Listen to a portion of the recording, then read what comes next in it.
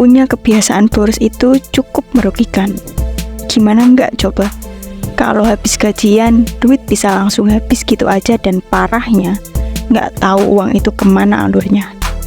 Bosen nggak sih kalau hidup gini-gini aja? Siklus yang selalu sama. Gajian, beli ini itu, nongkrong, dan tada, uang habis, dompet melompong.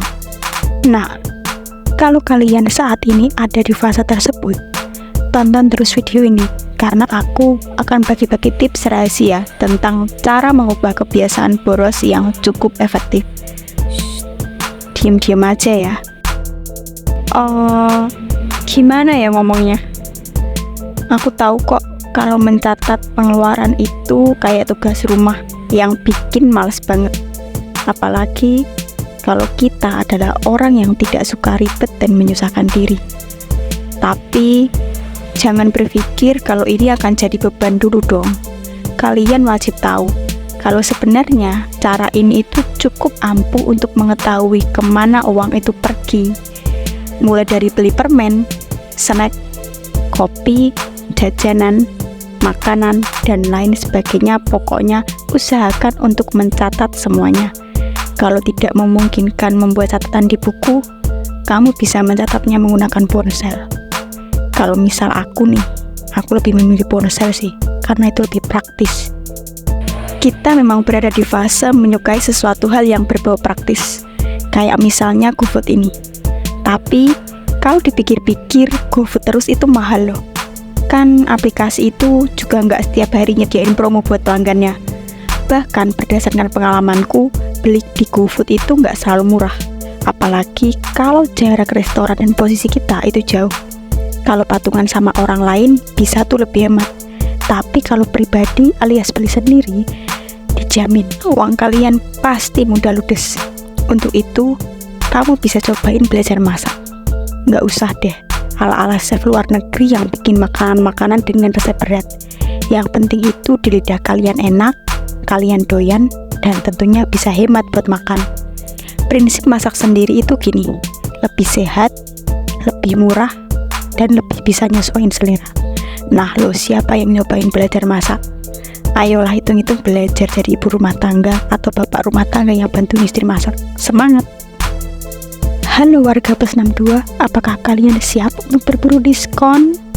Katakan siap dong. Selain seru, belanja sambil berburu diskon itu bisa lebih menghemat pengeluaran kalian. Kapan lagi sih punya alasan buat jadi detektif diskon kalau nggak sekarang kan ya?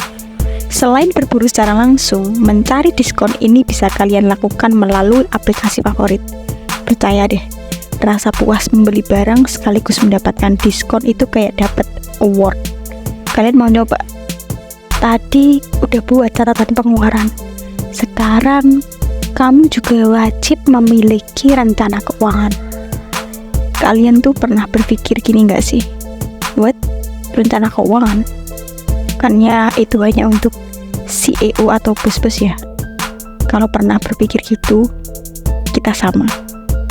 Tapi sebenarnya rencana keuangan itu bukan hanya untuk para CEO ataupun bos-bos aja. Gak perlu juga nunggu jadi CEO buat punya rencana keuangan.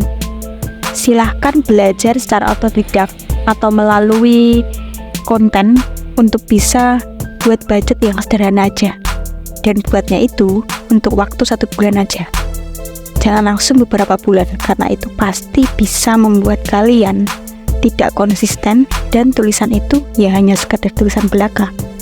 Jadi agar lebih enak mantaunya, lebih baik per bulan dan tetap disiplin ngikutinnya. Dengan cara ini, kamu nggak hanya bisa lebih menghemat uang, namun juga jadi lebih aware dengan keuangan pribadi kalian. Weekend tanpa belanja, siapa takut? Membangun kebiasaan tidak berbelanja saat waktu liburan bukan suatu hal yang merugikan ataupun menyulitkan buat kalian. Selain hemat, kamu bisa memanfaatkan waktu untuk me time, belajar masak, nonton film di rumah, hingga menghabiskan waktu bersama keluarga. Untuk itu, kamu perlu mempertimbangkan poin kelima ini. Oke, itu dia 5 tips ala aku yang simple banget buat mendorong kalian jadi lebih hemat. Nggak perlu jadi super konservatif, Namun dengan sedikit perubahan, dompet dan rekening kita bisa lebih senang dan tentunya lebih lagi. Kalau kamu punya tips hemat lainnya, ayo share di kolom komentar dan sampai jumpa di video berikutnya. Happy all day guys and see you!